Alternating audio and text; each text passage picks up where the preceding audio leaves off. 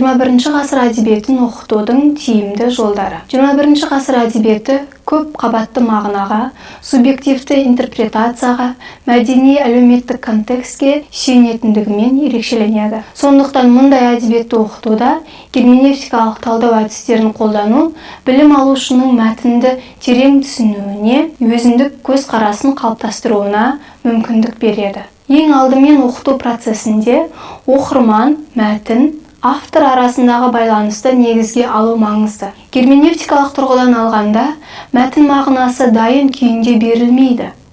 Ол оқырманның қабылдауы арқылы жаңадан жасалады. Сол себепті оқушы автор позициясын ғана емес, өзінің жеке тәжірибесі мен дүниетанымы арқылы мәтінді қалай түсінгенін пайымдауға үйренеді.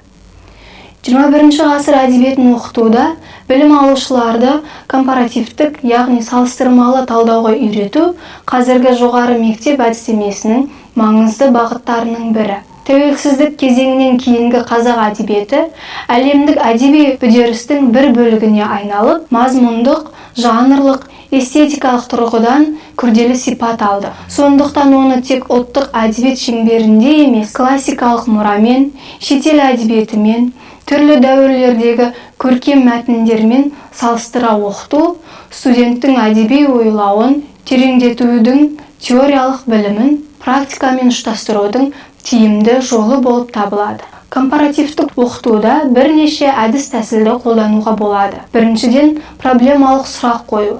Мысалы, Абайдағы жалғыздық пен қазіргі прозадағы жалғыздықтың айырмашылығы неде деген сұрақ студентті талдауға жетелейді. Екіншіден, кестелік салыстыру әдісі. Студент екі дәуір мәтінін салыстырып, концепт, образ, стиль, идея тұрғысынан ұқсастық пен айырмашылықты жүйелейді. Үшіншіден, мәтіндік талдау семинары. Мұнда нақты үзінділер негізінде салыстыру жүргізіледі. 21 ғасыр әдебиетін оқытуда проблемалық оқыту тәсілін қолдану қазіргі жоғары мектеп пен жалпы білім беру жүйесіндегі өзекті әдістемелік бағыттардың бірі. Себебі бүгінгі әдебиет дайын моральдық тұжырым ұсынатын дидактикалық мәтін емес, керісінше күрделі сұрақтар қоятын, адам болмысының дағдарысты тұстарын ашатын, оқырманды ойлануға мәжбүр ететін көркемдік кеңістік. Сондықтан 21 ғасыр әдебиетін оқытуда сабақтың өзегіне мәселе қою, яғни проблемалық оқыту технологиясын пайдалану білім алушының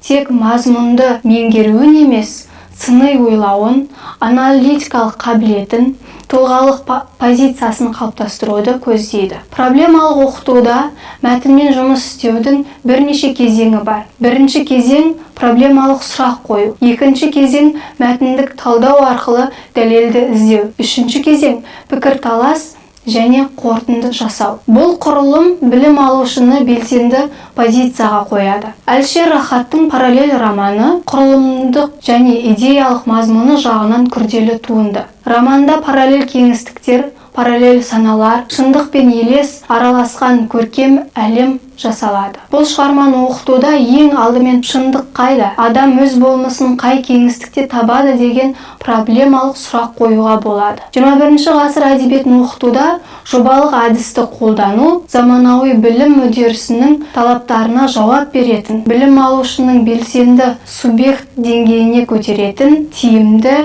педагогикалық бағыттардың бірі. Бүгінгі әдебиет тек көркем мәтіндер жиынтығы емес, күрделі мәдени, философиялық, әлеуметтік үдерістердің көрінісі. Сондықтан оны дәстүрлі мазмұндау, дайын талдау үлгілерін ұсыну арқылы меңгерту жеткіліксіз. Керісінше, білім алушылардың немесе оқушының мәтінді өз бетімен зерттеуіне, салыстыруына, интерпретация жасауына мүмкіндік беретін оқыту формалары қажет. Осындай формалардың бірі жобалық әдіс. Креативті оқыту 21 ғасыр әдебиет меңгертудегі мазмұндық әрі әдіснамалық тұрғыдан жаңарған үлгісі, өйткені қазіргі әдеби мәтін күрделі құрылымымен, психологиялық тереңдігімен, мәдени кодтарының көп қабаттылығымен ерекшеленеді. Және оны түсіну үшін оқушы тек талдаушы позициясында қалмай, мәтіндік әлемге белсенді араласушы, тіпті белгілі бір деңгейде